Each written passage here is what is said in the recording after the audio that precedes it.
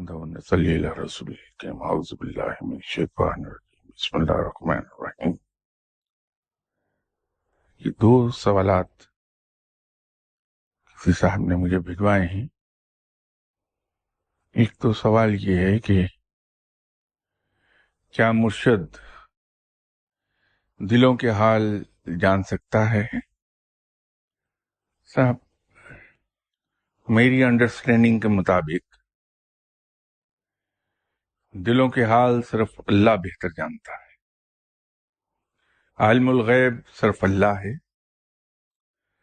ہاں، جسے وہ چاہتا ہے اور جس قدر چاہتا ہے اتنا علم عطا فرما دیتا ہے۔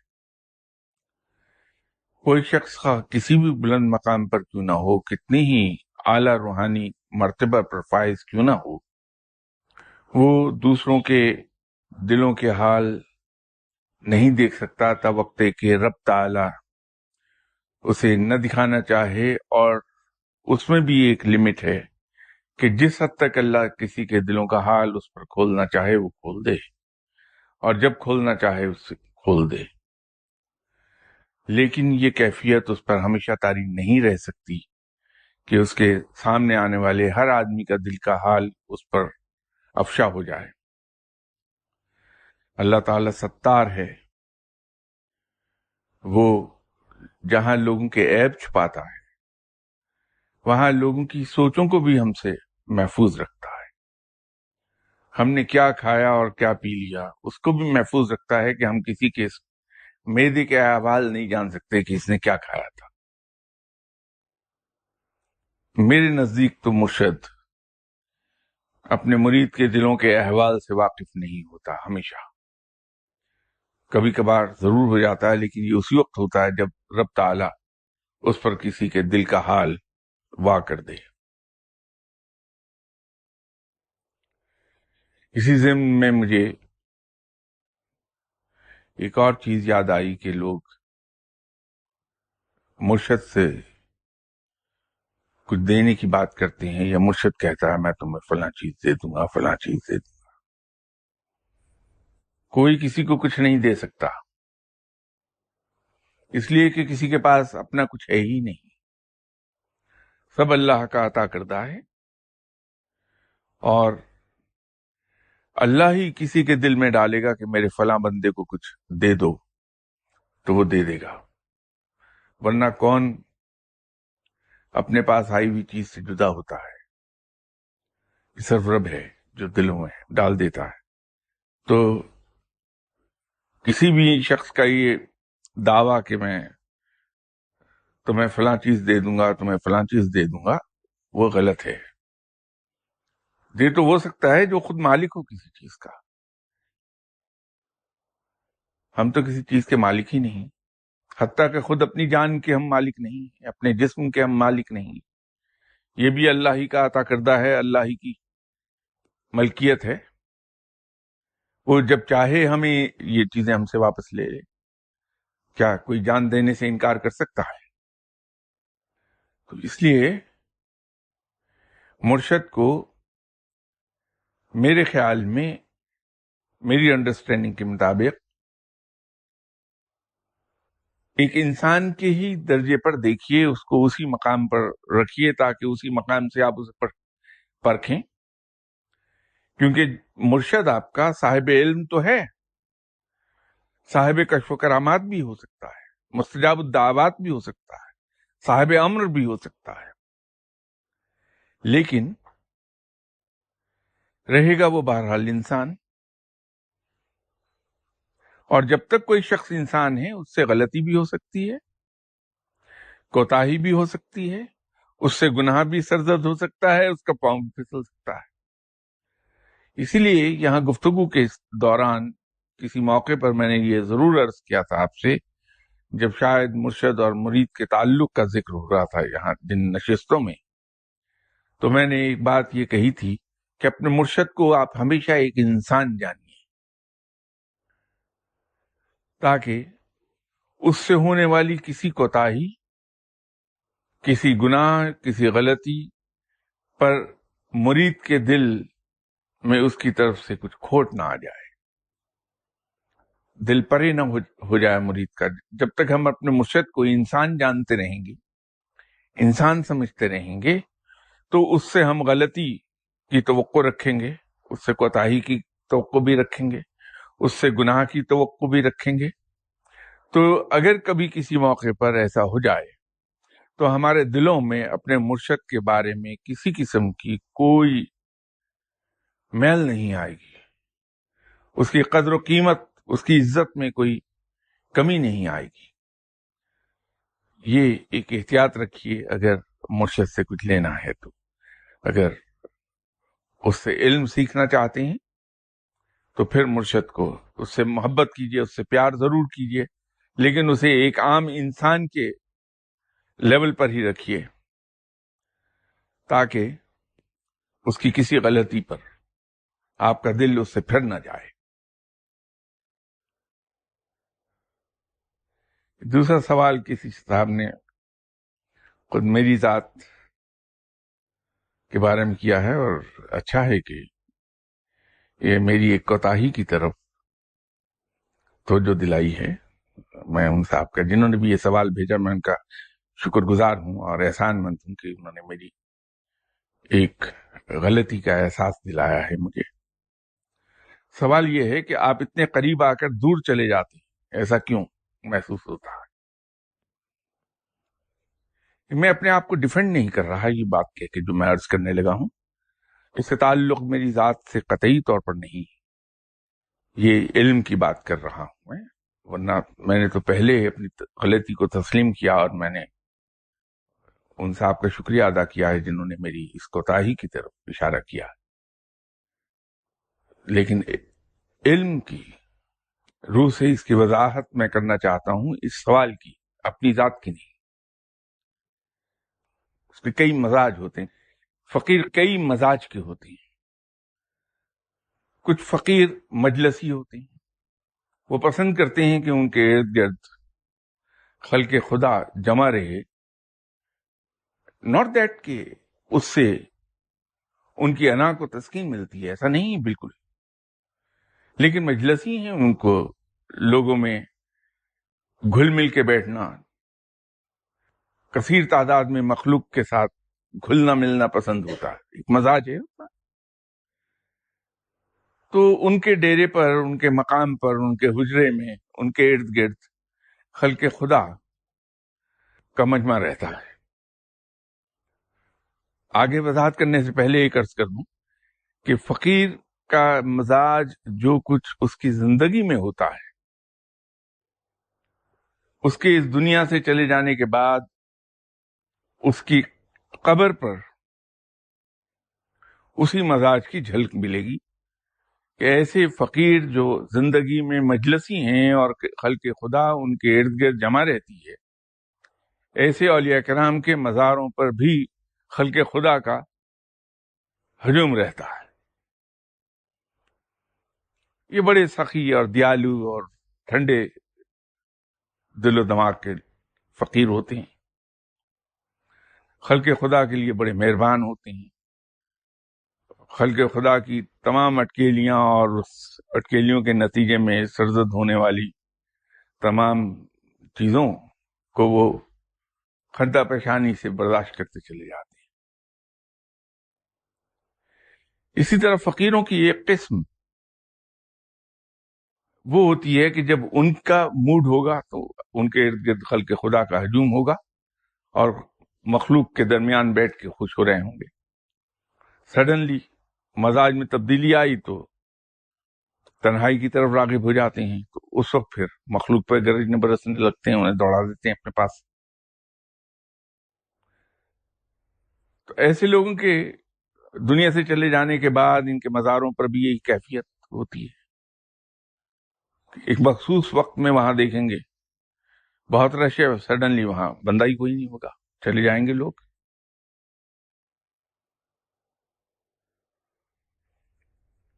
پھر ایک قسم فقیر کی وہ ہوتی ہے کہ وہ بڑے چوزی ہوتے ہیں.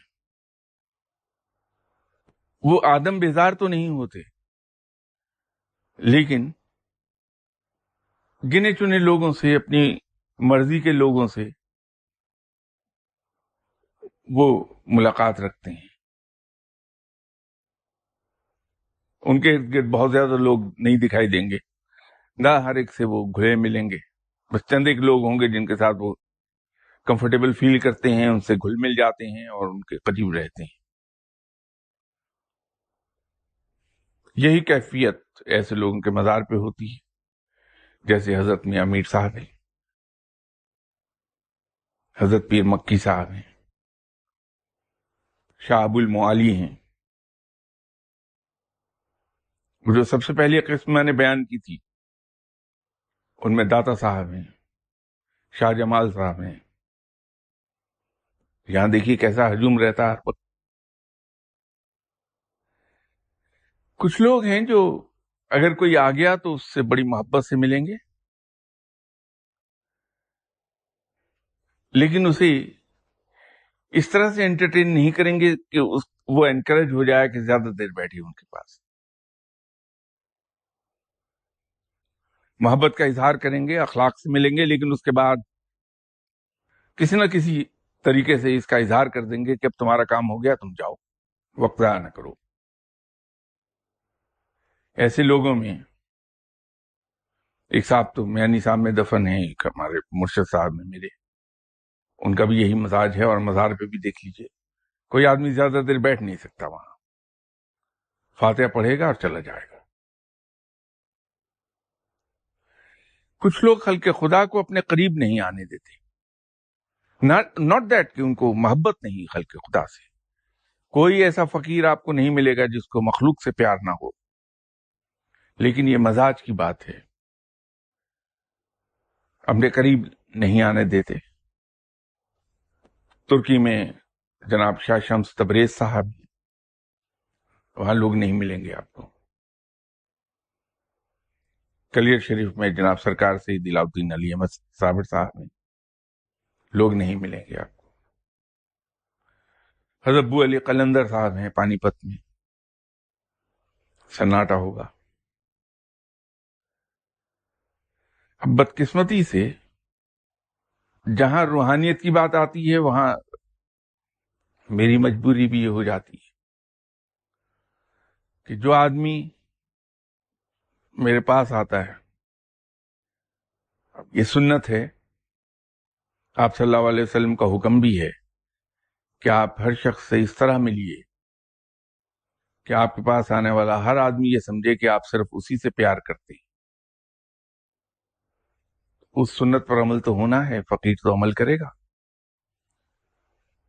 تو کچھ فقیر تو اس طرح کے ہوتے ہیں کہ جہاں کوئی بندہ آیا، جو کچھ انہوں نے پیش کرنا ہے ہدیتاً، آنے والے کی خدمت میں اس کی توقع سے زیادہ ہدیہ پیش کیا، اور پھر اس سے کہتے ہیں کہ اب تم جاؤ. مقصد یہ ہوتا ہے کہ اس کو لوٹ کے آنے کی میرے پاس ضرورت ہی نہ رہے، ایک ہی بار یہ اتنا لے جائے یہاں سے کہ دوبارہ لوٹ کے نہ آئے میرے پاس. تو وہاں لوگوں کو یہ محسوس ہوتا ہے کہ شاید میں نے کسی کو اپنے بہت قریب کر لیا، یا میں اس کے بہت قریب چلا گیا اور پھر بھاگ گیا. وہ ایسی کوتاہی ہے جو مزاج میں داخل ہو گئی. اب میں کیا کروں، بہت کوشش کرتا ہوں، حالانکہ اپنی جو دفتری زندگی ہے اس میں یہ صورتحال نہیں ہے، یا جو میری ذاتی زندگی ہے اس میں صورتحال یہ نہیں.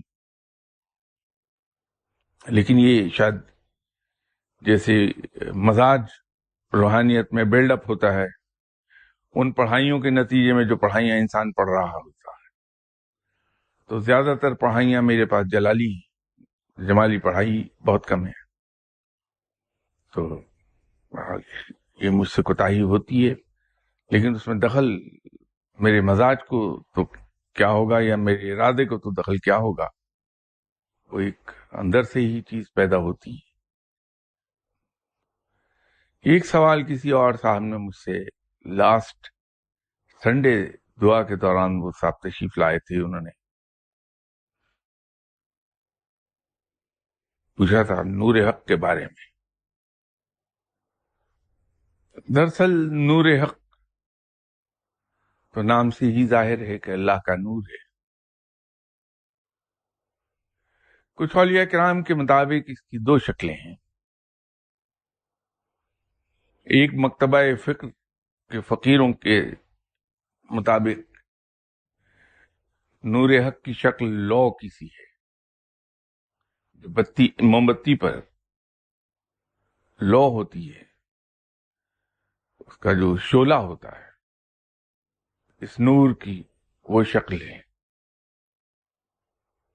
اور کچھ فقیروں کے مطابق اس نور کی شکل ایک لہر کی سی ہے۔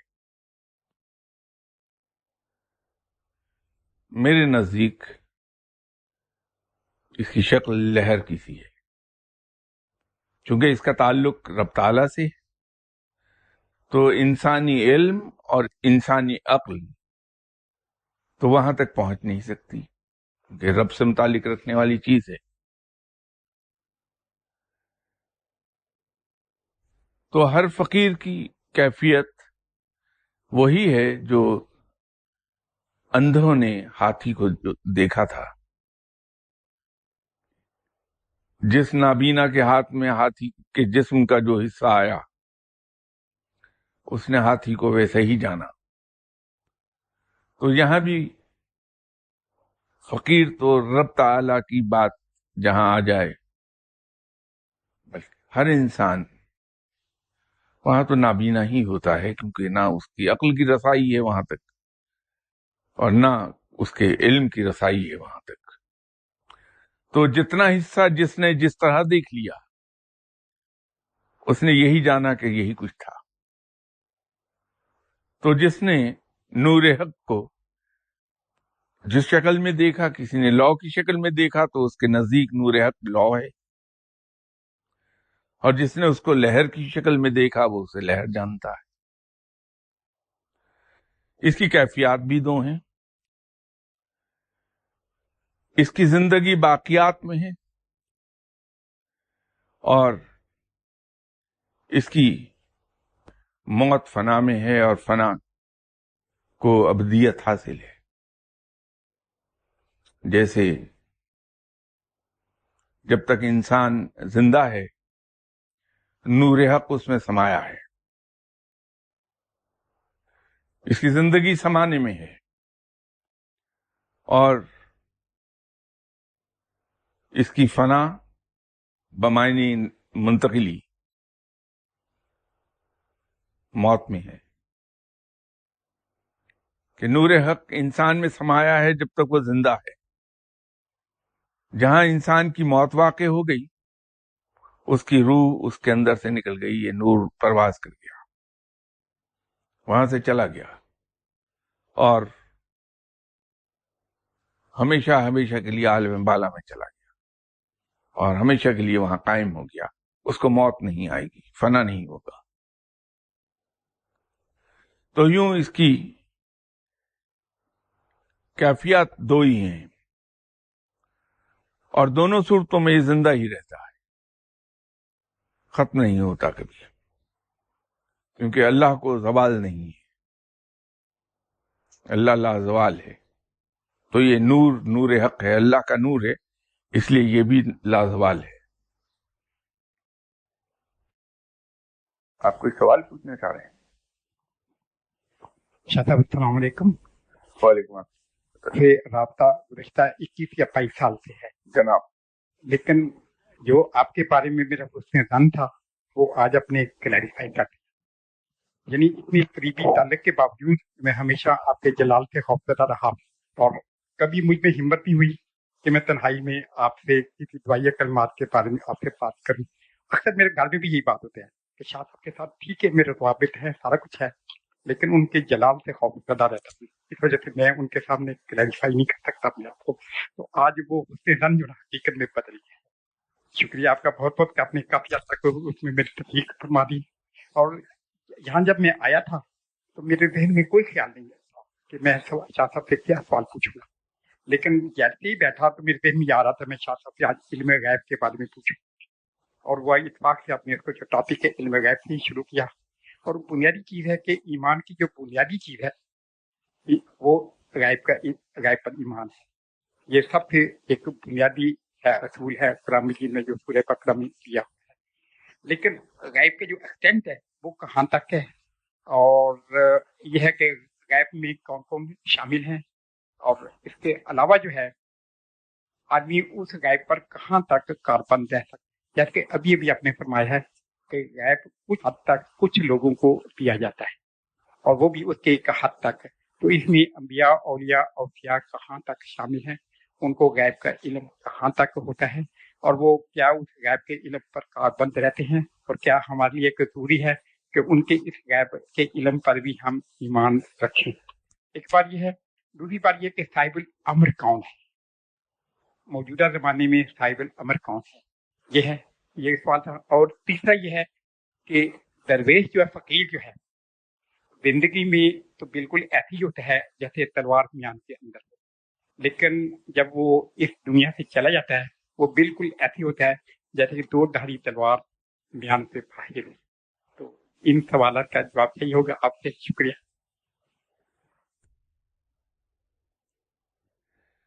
اب جلال ان لوگوں کو آتا ہے، غصہ ان لوگوں کو آتا ہے جو طاقتور ہوتے ہیں. یہ جب میں اس کمرے میں داخل ہو رہا تھا تو کمرے کے باہر کسی نے مجھ سے کہا کہ میں اس طرح یوں نہیں کرتے کہ آپ کو غصہ آئے گا. تو میں نے انہیں ایک جواب دیا تھا کہ صاحب اگر پاکستان امریکہ پر غصہ کرے گا تو کیا بگاڑ لے گا امریکہ کا؟ تو میں اگر آپ پہ غصہ کروں گا تو آپ کا کیا بگڑ جائے گا، میں کیا بگاڑ سکتا ہوں؟ تو فقیر تو بیچارہ بہت کمزور انسان ہوتا ہے، تو اس کو کیا غصہ آئے گا اور کیا جلال آئے گا. تو اسی لیے تو وہ محاورہ وجود میں آیا تھا کہ قہر درویش بر جان درویش. فقیر کا غصہ تو اس کی اپنی ذاتی پر اترتا ہے، تو اس لیے وہ دل سے نہ مجھے غصہ آتا ہے نہ مجھے میرے اندر جلال ہے. وہ اور بات ہے کہ اللہ نے شکل کچھ ایسی عطا فرما دی، لگتا ہے کہ ہر وقت غصے میں ہی پھر رہا ہوتا ہوں. جہاں تک علم غیب کی بات ہے، یہاں اس پر بہت تفصیل سے بات ہوئی تھی، اور مختصراً میں ایک یا ضمناً اس کا اعادہ کر دیتا ہوں کہ روحانی علوم یا علوم باطنی جن کو ہم کہتے ہیں وہ 118 قسم کے ہیں. ان میں سے 4 اللہ نے اپنے پاس مخصوص رکھے، اور علم غیب بھی انہی میں سے ہے. وہ اصل میں در حقیقت چاروں ہی علم غیب ہیں، اور وہ چاروں قسمیں ہیں علم غیب کی، اس وجہ سے انہیں 4 علوم کہا جاتا. ایک ہی دریا سے نکلنے والی 4 نہریں ہیں. مثال کے طور پہ علم الغیب القا ہے، علم الغیب الہامی ہے، علم الغیب امتناعی ہے، اور علم الغیب عطائی ہے. اب جو الہام، القا اور عطا ہے، اس کا نہایت تفصیل سے یہاں کسی گزشتہ گفتگو کے دوران ذکر ہوا، چونکہ یہ اللہ نے چاروں علم اپنے لیے مخصوص رکھے، لیکن یہ وہ علوم ہیں جو وہ انسانوں پر واقع کر دیتا ہے. تو جس شخص سے وہ جتنا راضی ہوا، جس شخص کو اس نے اپنے جتنا قریب کر لیا، جس شخص پر وہ جتنا مہربان ہو گیا، اسی قدر اس نے یہ علم ان پر ظاہر کر دیا. اب کس ذریعے سے کیا؟ وہ 4 ذرائع یہ ہیں جو میں نے عرض کر دیا آپ سے. تو ان 4 ذریعوں کے ذریعے سے، چونکہ یہ علم اس پر ظاہر ہوتا ہے ان 4 ذرائع سے، اس لیے اس کو 4 اقسام کا نام دے دیا گیا. اس لیے میں نے یہ عرض کیا تھا کہ ایک ہی دریا سے نکلنے والی 4 نہریں ہیں. کسی نہر سے آپ کو پانی کھیتوں کو سیراب کرنے کے لیے دے دیا جائے، پانی وہی ہوگا، اس کا کیمیکل کمپوزیشن وہی ہوگی، کنٹامینیشن اگر اس پانی میں ہے تو وہی ہوگی، رنگ وہی ہوگا. فرق یہ ہے کہ کس نہر سے آپ کو دیا گیا. تو نام اس نہر کا آ جائے گا، در حقیقت پانی اسی دریا کا ہے، قسم وہی ہے، اثرات وہی رکھے گا وہ جو کسی اور نہر سے ملنے والا پانی، منبع ایک جو ہوا۔ تو صرف جس ذریعے سے علم غیب کسی شخص پر واقع کیا گیا، اسی نسبت سے اس کو قسم کا نام دے دیا۔ تو یہ ڈپینڈ کرتا ہے کہ کسی شخص کو اللہ کتنا اپنے قریب کرتا ہے، کتنا اسے عزیز رکھتا ہے، کتنا اس پر مہربان ہو گیا ہے، اسی قدر اس کو یہ علم عطا فرما دے گا۔ اور بات میں پھر رپیٹ کر دوں گا جو گزشتہ اتوار بھی عرض کی تھی اور اس سے پہلے بھی کئی بار کہی، کہ جس پر اللہ مہربان ہوتا ہے، سوال یہ ہے کہ اس کو علم ہی کیوں عطا کرتا ہے۔ عرض یہ ہے کہ جس کو انسان بھی، جس کی سوچ بھی محدود، جس کی عقل بھی محدود، جس کا علم بھی محدود، جس کی محبت کی حد بھی محدود، وہ بھی کسی کو اگر اپنے قریب رکھتا ہے، اس کو عزیز سمجھتا ہے، اس سے محبت کرتا ہے، تو اس کو وہ چیز دینا پسند کرتا ہے، وہ تحفہ دینا پسند کرتا ہے جو اس کے نزدیک سب میں اچھا ہو۔ تو اللہ چونکہ علم کو بہت عزیز رکھتا ہے، اسے علم بہت پسند ہے، تو جس سے بھی وہ راضی ہوگا اسے علم ہی عطا کرے گا، اور علم سے وزڈم پیدا ہوتی ہے، اور ایسنس آف وزڈم خود رب ہے۔ تو رب تعالی خود شناسی سے حق شناسی کی طرف لے جائے گا اس سے، علم کے ذریعے سے۔ اس لیے جس سے بھی رب راضی ہوگا اسے علم عطا فرما دے گا۔ یہ جو پہلے سوال کے ضمن میں ایک بات میں نے عرض کی تھی کہ مرشد دلوں کے حال جان سکتا ہے، تو اس پر میں نے سوال کرتے ہوئے دینے کی بات کی تھی۔ تو کسی مرشد نے اپنے مرید سے یہ کہا تھا کہ جب تک کوئی بندہ رب کے حضور ہاتھ نہ اٹھائے تو رب بھی اسے کچھ نہیں دیتا، تو جب تک تم مجھ سے مانگو گے نہیں، میں کیسے تم کو دوں گا؟ میں نے فوراً یہ عرض کی تھی کہ یہ شرک ہے، یہ الفاظ ادا کرنا، دو لحاظ سے۔ میرے نزدیک قطعی طور پر غلط ہے کہ اگر کوئی بندہ رب کے حضور ہاتھ نہ اٹھائے اور مانگے نہ تو اللہ نہیں دیتا، ایسا نہیں۔ بلکہ میں نے جیسا اپنے رب کو پایا ہے، میں نے تو اپنے رب کو ایسا دیالو پایا، اتنا سخی پایا کہ جو مانگنے کی نوبت ہی نہیں آنے دیتا، بن مانگے دیتا ہے، اور اس کی عطا بے پناہ ہے، وہ جاری رہتی ہے۔ تو یہ کہنا رب کے بارے میں کہ جب تک اس سے ہاتھ اٹھا کے مانگا نہ جائے وہ عطا نہیں کرتا، میرے نزدیک گستاخی ہے۔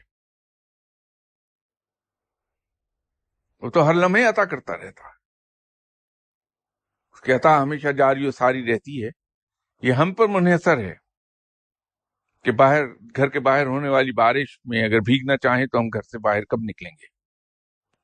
بارش نہیں رکے گی، اس کی رحمتوں کی، اس کی عطا کی بارش ہوتی رہتی۔ ہم کب اس میں سے کچھ لے سکتے ہیں، یہ ہماری ہمت ہے، یہ ہم پر منحصر ہے۔ تو یہ غلط ہے یہ کہنا رب کے بارے میں، اور یہ کہنا کہ جب تک مجھ سے تم کچھ نہیں مانگو گے میں کیسے دوں گا، میرے نزدیک یہ بھی غلط ہے۔ مرشد تو بہت بلند مقام پر ہے۔ دوستی میں اچھا معیار دوستی کا یہ ہے کہ کبھی کسی دوست کو منہ کھولنے کی نوبت ہی نہ آنے دی جائے۔ اپنے دوستوں پر نظر رکھی جائے کہ ہمارا کون دوست اس وقت ایسی کیفیت میں ہے کہ اس کی مدد کو پہنچا جائے، اس کی مدد کے لیے آگے بڑھا جائے. تو یہ انتظار نہ کیا جائے کہ دوست کب مدد مانگے گا، از خود جا کے اس کی خدمت کر دی جائے، اور وہ بھی اس قدر عاجزی کے ساتھ کہ اس کو یہ احتمال ہونے لگے کہ شاید اس نے مجھ سے کبھی قرض لیا تھا جو یہ لوٹانے آیا ہے، اور وہ قرض دیا ہوا مجھے یاد نہیں. اتنی عاجزی کے ساتھ اپنے دوست کی خدمت کر دی جائے. اگر دوستی کے اندر یہ معیار ہے تو مرشد اور مرید کا رشتہ تو اس سے کہیں بلند ہے. اگر مرشد دنیاوی طور پر اس پوزیشن میں ہے کہ اپنے پاس کسی آنے والے عقیدت مند کی دنیاوی وسائل کے حوالے سے مدد کر سکے، تو مرشد کا مقام تو یہ تقاضا کرتا ہے کہ اس عقیدت مند کو کبھی اشارتاً بھی واضح نہ کرنا پڑے، بلکہ خاموشی سے اس کی مدد ہو جائے، اور ایسے طریقے سے مدد ہو جائے کہ کسی اور کے کان خبر نہ ہو، بلکہ خود اس عقیدت مند کو خبر نہ ہو کہ میری مدد کر دی گئی. لیکن ایک درخواست میں کروں گا کہ کسی آئندہ اتوار کو کوئی یہ سوال نہ میرے پاس بھیج دے کہ شاہ صاحب کبھی اپنے گریبان میں منہ ڈال لیجیے، آپ نے کبھی کسی کی کوئی خدمت کی؟ تو بھائی میں تو لاسٹ سنڈے بھی کہہ رہا تھا کہ اب احساس ہونے لگا دنیا کا سب سے کنجوس شخص میں ہوں. تو بتیری کوشش کرتا ہوں کہ حوصلہ پیدا کر لوں کہ کسی کو ایک گلاس پانی ہی پلا سکوں. وہ بھی حوصلہ نہیں پیدا ہوتا کہ عمر گزر گئی، اب یہ عادت کیا خاک جائے گی. لیکن آپ لوگوں سے میں یہ ضرور عرض کروں گا، اگرچہ خود اس پہ عمل نہیں کر پا رہا، لیکن آپ سے ضرور درخواست کروں گا کہ آپ کے امیڈیٹ انڈیپینڈنٹس جو ہیں، آپ کی امیڈیٹ فیملی ہے، آپ کی بیوی بچے، آپ کے بہن بھائی، آپ کے والدین جو آپ پر ڈیپینڈنٹ ہیں، ان کی ضروریات کا خیال رکھنا اولین فرض ہے ہم پر. ان کی ضرورت سے زیادہ ان کو دینے کے بعد جو ہمارے پاس بچ جائے وہ بڑے کھلے ہاتھ سے دوسروں کی خدمت میں پیش کر دیا جائے، اور کوشش کیجیے کہ اس میں اپنے دشمن کو ترجیح دے دیں. جو جتنا بدترین دشمن ہے آپ کا، اتنی ہی فیاضی سے اور اتنی ہی عاجزی سے اس کی خدمت کرتے ہیں جا کے. یہ اللہ کو بہت پسند آئے گی یہ بات، اور یہ آپ کو اللہ کے بہت قریب لے جائے گی. کیونکہ جب ہم کسی دشمن کو اتنی محبت اور خلوص اور عاجزی کے ساتھ پیش کرتے ہیں، رب اس سے راضی ہوتا ہے کہ اس شخص کے اندر عاجزی ہے، کہ یہ سمجھ رہا ہے کہ جو کچھ اس کے پاس ہے یہ در حقیقت اس کا نہیں ہے، یہ میرا ہی عطا کردہ ہے، اور دیتے وقت یہ میری سنت پر عمل کر رہا ہے کہ یہ نہیں دیکھ رہا ہے دشمن کون اور دوست کون، بلکہ دشمن کو پہلے دے رہا ہے. یہ یاد رکھیے کہ اس کی شان ربوبیت بھی یہی ہے کہ وہ نیک لوگوں کی دعا تو شاید سنتے سنتے کچھ وقت لے لے، لیکن ایسے لوگ جو اسے مانتے ہی نہیں یا اس کے ساتھ شریک ٹھہراتے ہیں یا معاذ اللہ اس کو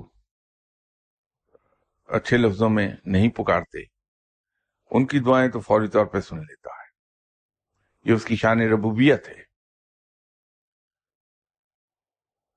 یہ اس کی سنت پر عمل ہوگا، رب کی سنت پر عمل ہوگا، اور اللہ کو یہ چیز بہت پسند آئے گی.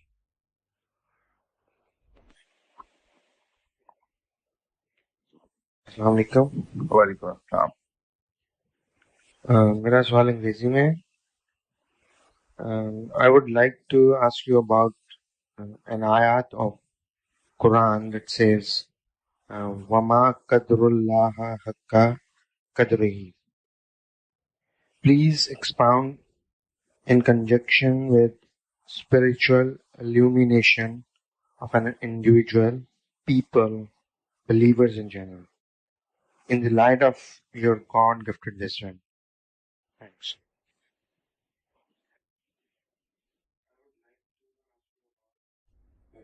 یہ کچھ سنڈیز پہلے میں نے ایک گزارش کی تھی کہ قرآنی آیات کی تشریح میں اوائڈ کرتا ہوا، کیونکہ جیسے میں نے اس وقت بھی عرض کیا تھا کہ قرآن کی دو ترتیب ہیں، ایک ترتیب نزولی ہے اور ایک ترتیب کتابی ہے. ترتیب نزولی تو اس کو کہتے ہیں جس ترتیب میں وحی نازل ہوتی رہی، یا حضرت جبرائیل علیہ السلام قرآن آیات لے کے آپ صلی اللہ علیہ وسلم کی خدمت میں حاضر ہوتے رہے. اور ترتیب کتابی وہ ہے جس میں ہمیں قرآن پاک ہم تک پہنچا چھپنے کے بعد. اسی لیے اگر ہم دیکھیں تو کچھ مدنی صورتیں پہلے ہیں اور مکی صورتیں بعد میں آئی ہیں جو قرآن ہمارے سامنے ہے اس میں، جبکہ ایسا نہیں ہے اس کی ترتیب نزولی کے مطابق. اور اسی طرح جو وحی آتی رہی وہ اس موقع کی مناسبت سے آئی جس وقت وہ اتاری گئی. وہ مناسبت اس صورتحال کی تھی جس صورتحال میں سوال کوئی پوچھا گیا یا کوئی صورتحال پیدا ہو گئی تو اس پر وہ آیت نازل ہو گئی. تو پھر وہ آیات مجموعے کی شکل اختیار کر گئیں تو انہیں صورتیں کر دیا گیا، اور صورتیں جب کئی ایک ہوئیں تو پھر وہ پارے کی صورت میں جمع کر دی گئیں اور 30 پاروں کا ایک قرآن بن گیا. اس میں ہو یہ گیا ہے کہ قرآن پاک کی کوئی آیت ایز سچ اگر ہم اٹھائیں گے تو وہ آؤٹ آف کانٹیکسٹ ہو جائے گی. اس کی تشریح کرنا، اس کو ایکسپلین کرنا ادھورا رہ جائے گا اور کئی ایک غلط فہمیوں کا سبب بن جائے گا، یا ذہنوں میں کئی ایک سوال اٹھائیں گے. تو کسی ایک آیت کی تشریح کرتے وقت اس کے کانٹیکسٹ میں جتنی آیات کور ہو جائیں گی پچھلی، وہ سب کوٹ ہونی چاہیے اور ان کی اس کے ساتھ ملا کر تشریح کی جائے تو صحیح واضح ہوگی صورتحال. میں بدقسمتی سے حافظ قرآن نہیں، مجھے حفظ نہیں ہے، پڑھا تو ہے قرآن لیکن حافظ قرآن نہیں. اس لیے میرے لیے وہ دشوار ہوگا کہ میں تمام آیات ایک ہی وقت میں اٹھا کر مختلف صورتوں سے پھر ان کو اکٹھا کر کے اس کی تشریح کر دوں، اور یہ گناہ ہے کہ قرآن کی نامکمل تشریح کر دی جائے. میں اسی لیے قرآن آیات کا حوالہ دیتے ہوئے بھی بچتا ہوں کہ میں نہ دوں حوالہ، کیونکہ پھر مجھے دوسری تمام آیات کے حوالے دینے چاہیے، وہ دینے کے قابل نہیں میں. یہ مجھے اس میں کوئی آر نہیں یہ تسلیم کرنے میں کہ میں حافظ نہیں ہوں قرآن کا. اس وجہ سے میں تشریح عام طور پہ نہیں کرتا. ہاں البتہ اس پہ مجھے کام میں کر سکتا ہوں کہ اگر کوئی ایک ٹاسک مجھے کوئی دے دے، کوئی علمی نکتہ، تو میں شاید 1 ہفتے 10 دن میں تمام صورتیں اس سے متعلق جمع کر لوں اور پھر اس کی تشریح کر دوں. وہ اسی صورت میں ممکن ہے، لیکن اس طرح سے آف ہینڈ میرے لیے دشوار ہو جائے گا. اس لیے میں معافی چاہتا ہوں. قرآن کی تشریح نہ کرائیے مجھ سے اس طرح سے. پہلے سے نوٹس دے دیجئے، میں کر دوں گا بات. تاکہ میں تمام اس کو دوسری آیات کے ساتھ اس کے ان کنجنکشن میں 10 آیات پڑھ کے میں آپ کو تشریح کر دوں پھر.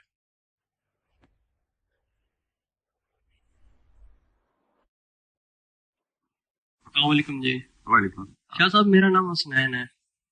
شاہ صاحب فقیر کے ڈیرے پر آنا باعث برکت ہوتی ہے، لیکن کچھ کام اچھے ہوتے ہیں، کچھ کام نہیں ہوتے، اس کے بارے میں کیا کہیں گے آپ؟ جیسے میں کہاں پر تھا جب آپ کے پاس آیا تھا، میں کچھ بھی نہیں تھا، اور اب جب میں یہاں پر پہنچ جاؤں تو میں بہت کچھ بن گیا ہوں. وہ بھی سب آپ کی دعا ہے، اور میں جہاں پر بھی جاتا ہوں آپ کا نام ضرور لیتا ہوں، لیکن ساروں کے سامنے نہیں کہہ سکتا. لیکن میرے والد صاحب جو ہیں وہ کچھ اس طرح کا حساب ہے کہ میں وہاں پر نہیں پہنچ پا رہا، ان کا کام کچھ بھی نہیں ہو پا رہا.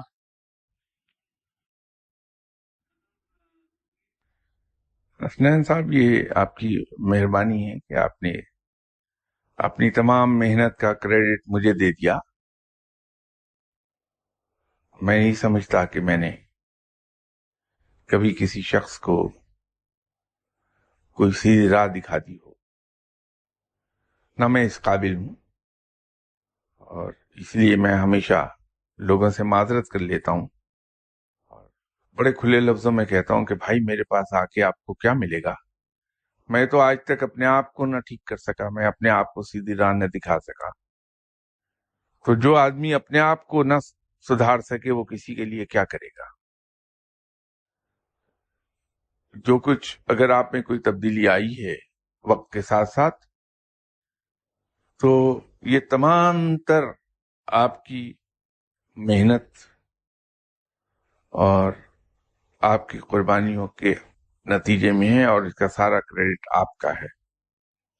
تو یہ اس شخص کا بڑاپن ہوتا ہے کہ اپنی محنت اور اپنی قربانیوں کا کریڈٹ کسی دوسرے شخص کو اتنے کھلے دل سے دے دے. میں آپ کا شکر گزار ہوں، لیکن اس کے ساتھ ہی میں آپ کو یہ یقین دلا دوں کہ اس میں میرا کوئی ہاتھ نہیں. جو کچھ آپ میں بہتری کی اگر صورت پیدا ہو گئی ہے تو اس میں میرا کوئی ہاتھ نہیں، میرا کوئی کریڈٹ نہیں. اب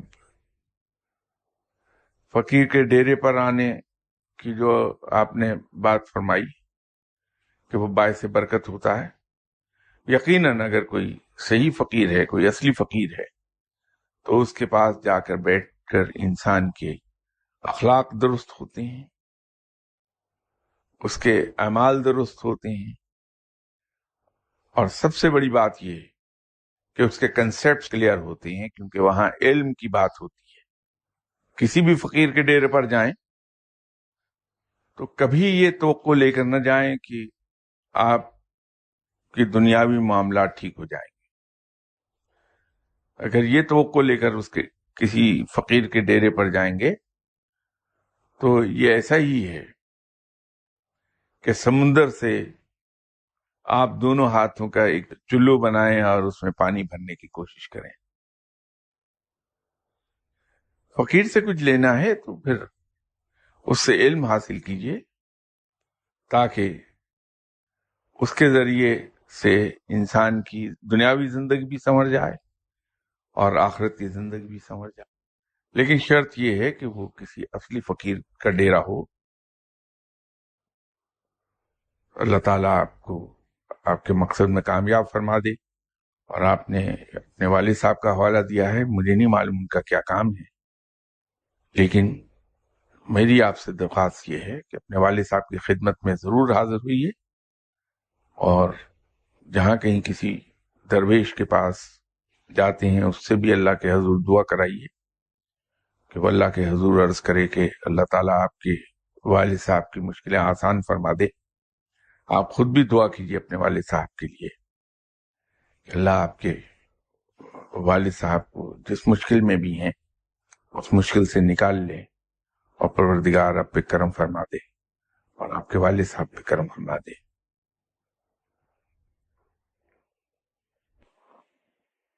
السلام علیکم. وعلیکم السلام. شاہ صاحب میرا یہ کوشچن ہے کہ کشف اور مراقبہ میں کیا فرق ہے، اور صاحب کشف جو ہیں ڈیورنگ کشف ان کی کیا فیلنگز ہوتی ہیں؟ اور ایز فار ایز دا مراقبہ از کنسرن تو کیا ہم جیسا گناہ گار بندہ اس کو کنڈکٹ کر سکتا ہے، یا اس کے لیے کوئی پری ریکویزٹس ہیں، اسپریچولی پار ہونی چاہیے، یا کیا ہے اس کے لیے، یا کچھ وظائف ہیں؟ یہ پلیز ایکسپلین.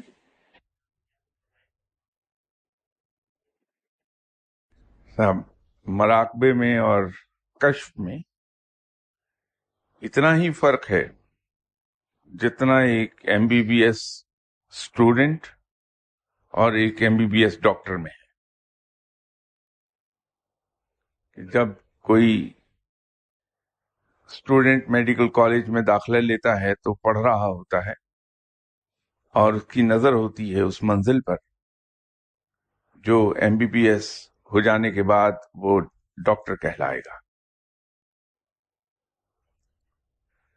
تو مراقبہ در حقیقت ایم بی بی ایس کے وہ 5 سال ہیں جب اسٹوڈنٹ دن رات محنت کر کے اور فائنل ایئر کوالیفائی کرنے کے بعد ہاؤس جاب کرنے کے بعد ڈاکٹر بن جاتا ہے. تو کشف ڈاکٹری کی وہ حالت ہے جب وہ کوالیفائڈ ہو چکا. تو یہ مراقبہ ہی ہے جو آپ کو کشف کے مقام تک لے جائے گا. مراقبہ در حقیقت کنسنٹریشن کا نام ہے کہ جب ہم اللہ کا ذکر کرتے ہیں تو اپنا ذہنی اور جسمانی رشتہ دنیاوی مصروفیات اور دنیاوی آلائشوں سے توڑ کر کلیتاً متوجہ ہو جاتے ہیں رب کریم کی طرف، اور ہمارے جسم کی تمام قوت سمٹ کر اس وقت ہمارے ذہن میں جمع ہو جاتی ہے اور ذہن مرکوز ہوتا ہے صرف اور صرف ایک نقطے پر، اور وہ نقطہ ہے رب کریم. تو جب کنسنٹریشن کی یہ کیفیت پیدا ہو جاتی ہے تو ہم اسے مراقبہ کہتے ہیں. اور یہی مراقبہ جب کرتے کرتے انسان کی ایک پریکٹس ہو جاتی ہے تو اس پر اسرار کھلنے لگتے ہیں. جسمانی لحاظ سے کہیں 1 انچ بھی موو کیے بغیر وہ انجانے اندیکھے جہانوں کی سیر کرنے لگتا ہے. تو وہ حالت کشف کہلاتی ہے.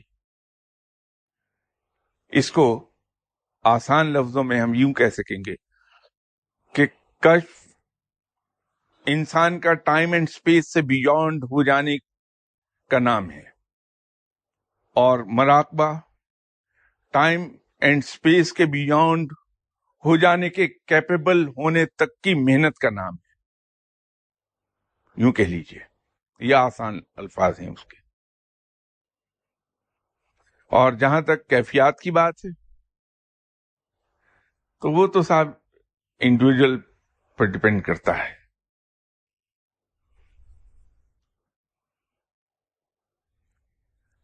ایک زمانے میں مجھے جنون سوار ہو گیا.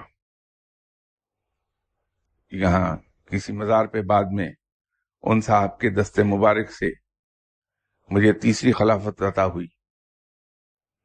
میں ان کے مزار پر جا کے ہر جمعرات کو ایک خاص ٹائم میں ان کے سرہانے بیٹھ کے رب تعالیٰ کے کچھ نام، 3 نام تھے جس کو میں پڑھتا تھا. تو پہلی جمعرات تو خیریت سے گزر گئی. میں آرام سے بیٹھا تھا، پڑھ کر مکمل کر کے وہ تمام وقت ایک نماز سے دوسری نماز کا وقت تھا. وہ اگلی جمعرات باوجود اس کے کہ میں کوشش کرتا رہا کہ میں ہنسوں نہیں، تو وہ میں نے کہے تو اپنے کنٹرول کر لیے پڑھائی کے دوران، لیکن مسکراہٹ میں کنٹرول نہیں کر پایا. تو مجھے احساس ہو رہا تھا کہ ہر شخص مجھے دیکھ کے حیران ہو رہا ہے کہ یہ شخص پاگل تو نہیں، پڑھ رہا ہے تسبیح اور بلا وجہ میں ایسی براڈ مسکراہٹ ہے اس کے چہرے پر. تیسری جمعرات کو میرے اندر وہ کیفیت پیدا ہو گئی کہ مجھے کہہ کہے روکنا مشکل ہو گیا. میرا تمام جسم ہل رہا تھا ان کہوں کی وجہ سے، اگرچہ میں نے ہونٹ دونوں دانتوں کے نیچے لیے ہوئے تھے کہ آواز نہ نکلنے پائے میری، لیکن وہ کہے روکنا بہت دشوار ہو رہا تھا.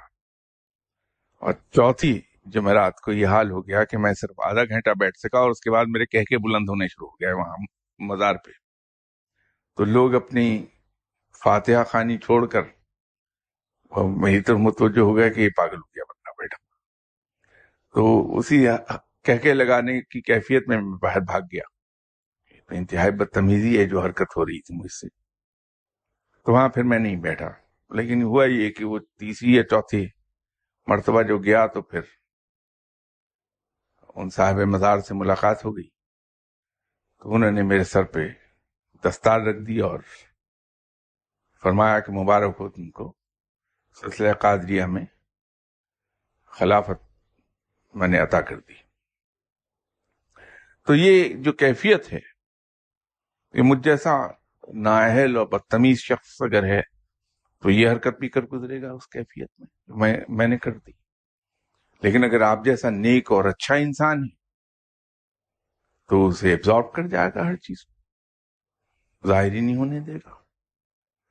تو مین ٹو مین ویری کر جائے گی اس کی کیفیت. اس لیے اس کو ایکسپلین کرنا خاصا مشکل ہے کہ اس کے وہ کیفیت کیا ہوگی مراقبے کے دوران اور کشف کے دوران.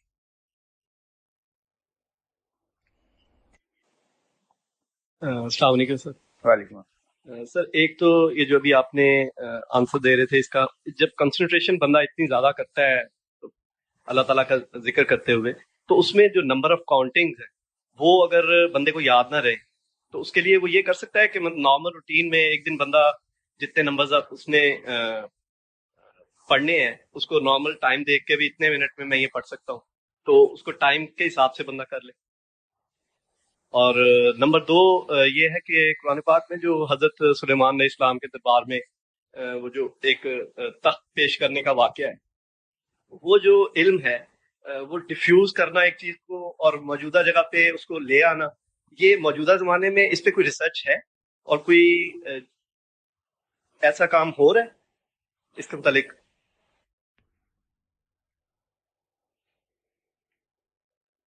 دیکھیے کاؤنٹنگ کا جو قصہ ہے، کتنے افسوس کی بات ہے کہ جو رب ہمیں بے حساب عطا کرتا ہے، بغیر گنے عطا کرتا ہے، ہم اس کو یاد کرتے وقت حساب رکھتے ہیں. مجھ سے آپ پوچھئے میں نے کتنے عمرے کیے، مجھے ازبر ہے یہ بات، میں بھول ہی نہیں سکتا، کیونکہ ظرف بہت کم ہے. رب کا ظرف یہ ہے کہ اس نے مجھے بغیر حساب کے عطا فرمایا اور مسلسل دیتا چلا جا رہا ہے. اور میری کم ظرفی کا یہی بہت بڑا ثبوت ہے کہ مجھے تمام عمرے یاد ہیں کہ میں نے کتنے عمرے کی آج تک. تو اسی طرح جب میں اس کو یاد کرتا ہوں تسبیح کرتے ہوئے، تسبیح اس کو یاد کرنا ہے، اس کا نام لینا ہے، تو میں تو اتنا کم ظرف ہوں کہ میں گن کے نام لیتا ہوں اس کا، اور وہ اپنی اعلیٰ ظرفی کا ثبوت دیتا ہے کہ بغیر حساب کے مجھے. تو کہاں کا گننا اور کہاں کا یاد رکھنا بھائی، اس رب کو جو بے حساب دیتا ہے. تو وہ ٹائم کی ترکیب صحیح ہے. باقی جو تخت کی بات ہے، ابھی غالباً لاسٹ سنڈے اور سنڈے بٹ لاسٹ کسی نے اس پہ بات کی تھی، تو میں نے اس کا جواب پیش کیا تھا ان کی خدمت میں. بات یہ ہے کہ رب تعالی جس طرح اپنے علم لدنی کی خوشبو خود پھیلا دیتا ہے، وہ چھپتا نہیں ہے، اسی طرح رب کی قدرت کسی سے مخفی نہیں رہتی. اگرچہ اس نہج پر کسی نے از خود تو کام نہیں کیا کہ ان چیزوں کو دریافت کر لے، لیکن اس کے سامنے کسی بھی سائنسدان یا کسی محقق کے سامنے جب ایسے واقعات پے در پے آئے ہیں تو وہ سوچنے پہ مجبور ہو گیا کہ یہ کیا ہے.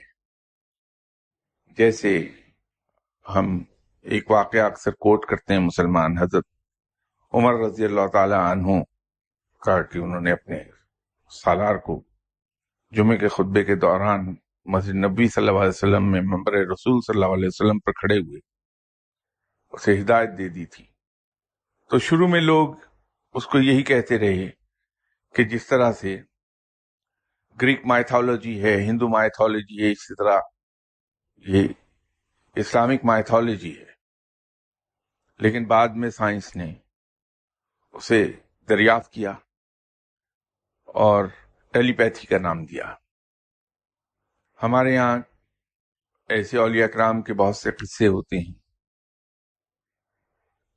جس کو ہم تو کشف کہتے ہیں، کہ وہ اپنی جگہ پر بیٹھے ہوئے کسی اور مقام کی خبر دے دیتے ہیں کہ وہاں یہ ہو رہا ہے. تو جب یہ عیسائی دنیا میں یا ڈیولپڈ دنیا میں قصے پیش آئے کچھ لوگوں کو، تو سائنسدانوں نے اور دوسرے ریسرچ اسکالرز نے اس پر کام کیا. تو انہوں نے اس کو ڈسٹنٹ وینگ کا نام دے دیا، لیکن تسلیم کر لیا سائنس نے کہ یہ ممکن ہے. لائک وائز ہمارے یہاں ایک بات کہی جاتی ہے کہ ایک روحانی مرتبہ ہے ابدال، کہ ابدال ایک جگہ سے دوسری جگہ اپنے جسم کو ٹرانسفر کر لیتے ہیں. تو پہلے تو وہ چونٹی جو برازیل اور لاطینی امریکہ کے دوسرے ملکوں میں پائی گئی، اس پر کام ہوا کہ اس چونٹی کو سائنسدانوں نے ایک کپ میں بند کیا، اس کو کلر وغیرہ لگا کے، نشان لگا کے. تو وہ تھوڑی دیر کے بعد وہ دوسری ٹیبل پر پائی گئی. تو یہ جب کپ خالی تھا، اس کا گلاس میں بند کیا شیشے کے، کہ یہ نظر آ جائے ٹرانسفارم ہوتی ہوئی. تو معلوم ہوا کہ وہ دیکھتے دیکھتے وہاں سے تو غائب ہو گئی اور کسی اور ٹیبل پہ پائی گئی. تو اس کا انہوں نے نام دے دیا ٹرانسفارمیشن کا. تو یہ سائنس اس کو مان گئی کہ یہ ممکن ہے، تو ہم اس کو ابدال کی صورت میں کہتے تھے. اس میں اعظم پر ابھی تک کوئی ایسی ریسرچ ہو نہیں سکی. یہ تھیوری سائنس کے ذریعے ابھی پروو نہیں ہو سکی، لیکن امید ہے پروو ہو جائے گی. میں نے یہاں شاید آج سے کچھ مہینے پہلے کسی محفل میں ذکر کیا تھا کہ امریکہ میں وہ ایک ایسا ایٹم دریافت کرنے میں کامیاب ہو گئے ہیں جو ہر ایٹم کا حصہ ہے. وہ تو اس کی اومنی پریزنس ثابت ہو گئی، ہر جگہ موجود ہوتا ہے. تو اب یہ اللہ کی خدائی اور اس کی اومنی پریزنس تو پروو ہونے لگی ہے.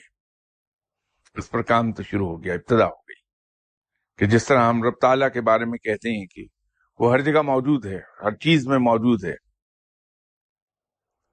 یا مختصر لفظوں میں ہم اومنی پریزنس کی بات کرتے ہیں اللہ کی. تو وہ ذرہ دریافت ہوا ہے اور وہ ٹوٹ نہیں سکتا ہے. ایٹم تو ٹوٹ جاتا ہے، وہ توڑا نہیں گیا ان سے. تو اب اس پر کام ہو رہا ہے. تو یہ کسی اتفاق کے نتیجے میں ایسی چیزیں جب سامنے آتی ہیں تو ریسرچ اسکالرز اس پر کام شروع کر دیتے ہیں اور وہ اللہ اسے پروو کروا دیتا ہے اپنی کہی ہوئی باتوں کو. لیکن اس میں اعظم پر ابھی تک ایسا سچ کوئی کام ہوا نہیں، at least not that I know of. تو لیکن امید ہے ہو جائے گا. اور شاہ جی میرا سوال ہے کہ اسم کیا ہے، اور کیا ہر ایک اسم کا جسم ہوتا ہے؟ اور حضرت آدم علیہ السلام کو اللہ تعالیٰ نے جو علم الاسماء عنایت فرمایا تھا، उसकी बराह करम वजाहत फरमा दीजिए। बीबी, ये नूर हक की बात करते हुए मैंने अभी एक अर्ज की थी कि नूर हक क्या है और उसकी शक्ल क्या है। तो मैंने अर्ज किया था कि दो मकतबा फिक्र हैं फकीरों के यहाँ। एक कहता है लौ है, दूसरे कहता है लहर है। रब क्या है? नूर है। तो उससे मुतालिक रखने वाली चीजें, उससे जितनी भी चीजें मुतालिक हैं वो भी नूर ही का हिस्सा हैं। तो वो मुजस्सिम तो है नहीं। आपके सवाल के जवाब में ये अर्ज कर दूं। अब ये वक्त कम है लेकिन ये जवाब बड़ा लंबा हो जाएगा।